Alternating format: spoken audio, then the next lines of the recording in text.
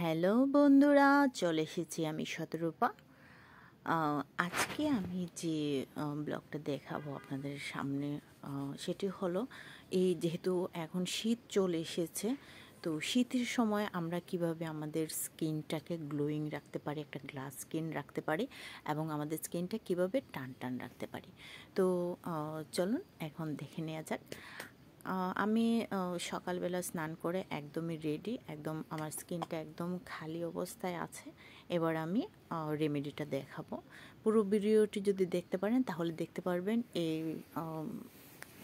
এটার পর আমরা কি করতে যাচ্ছি, মানে স্কিনটা কিভাবে ভালো থাকবে সেটা পুরোটা জানতে হলে কিন্তু পুরো ভিডিওটা দেখতে হবে। তো আমি এখানে নেভিয়া সফট যে ময়শ্চারাইজার সেটাই সবসময় ইউজ করি, বিশেষ করে শীতের সময়।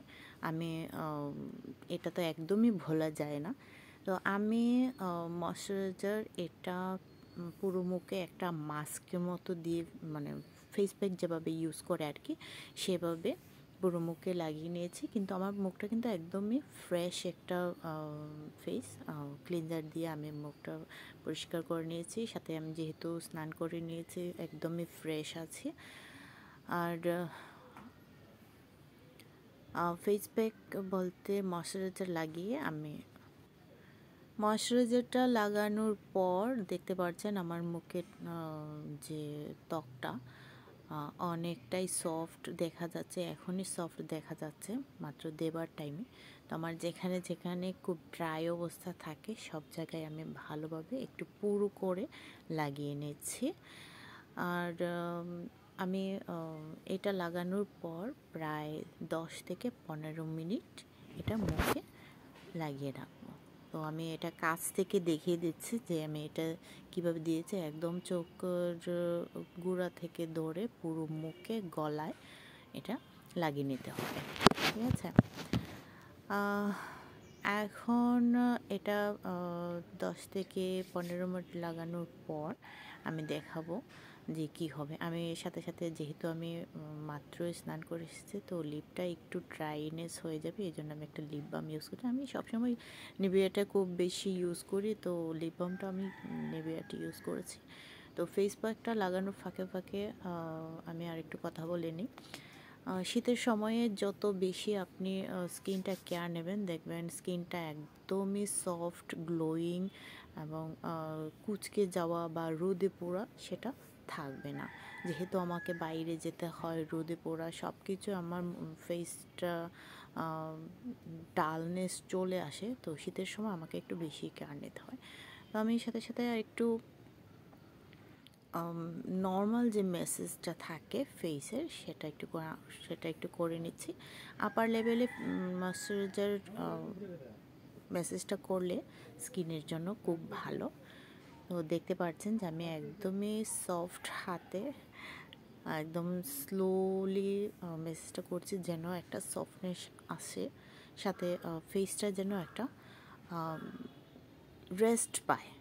যেহেতু ময়শ্চারাইজার জিনিসটাই কিন্তু এরকম যে ফেসটার মধ্যে একটা গ্লোয়িং আসবে এরকম। তো সপ্তাহে একদিন যদি আপনি এই ফেস প্যাকটা এরকম ইউজ করতে পারেন তাহলে কিন্তু অনেক ভালো। যারা নিভিয়া ময়শ্চারাইজারটা হাতের কাছে পাবেন না, তারা যদি অন্য কোনো ময়শ্চারাইজার থাকে সেটা দিয়েও করতে পারেন। সাথে সাথে যদি অ্যালোভেরা জেল থাকে সেটা দিয়েও করতে পারবেন। আর যদি এটার কোনোটাই কারো কাছে না থাকে তাহলে আপনারা ঘরে যে দুধের যে সর থাকে বা টক দই থাকে, সে দুটোটা দিয়ে কিন্তু আপনি এই ফেস প্যাকটা মুখে লাগাতে পারেন, এবং সেম প্রসেসে মেসেজ থেকে ধরে সব কিছুই এই 10 থেকে 15 মিনিট রেখে মুখটা ধুয়ে নিতে পারেন।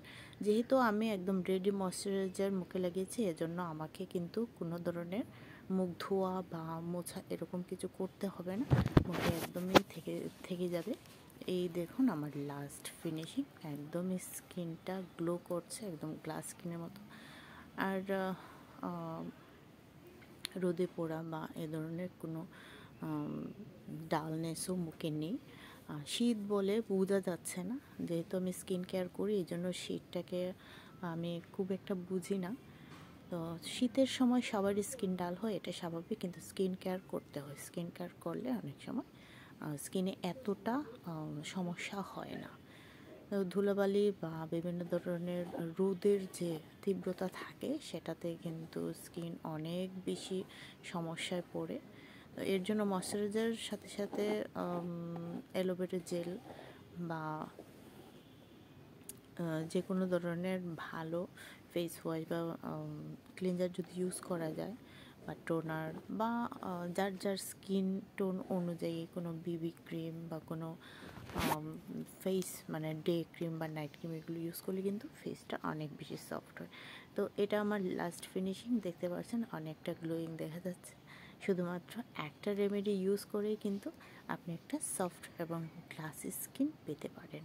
ধন্যবাদ সবাইকে আমার ভিডিওটি দেখার জন্য। আগামী ভিডিওতে আবারও আপনাদের আমন্ত্রণ রইল। ধন্যবাদ সবাইকে।